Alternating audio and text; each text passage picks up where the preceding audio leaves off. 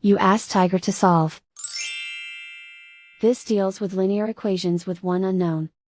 The final result is x equals 8. Let's solve it step by step. Group all x terms on the left side of the equation. Add 3x to both sides. Group like terms. Simplify the arithmetic. Group like terms. Simplify the arithmetic. Group all constants on the right side of the equation. Add 8 to both sides. Simplify the arithmetic.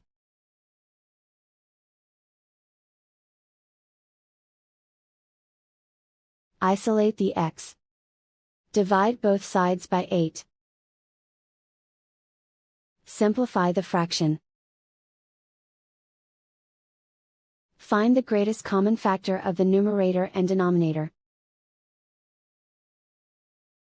Factor out and cancel the greatest common factor. And so the final result is x equals 8.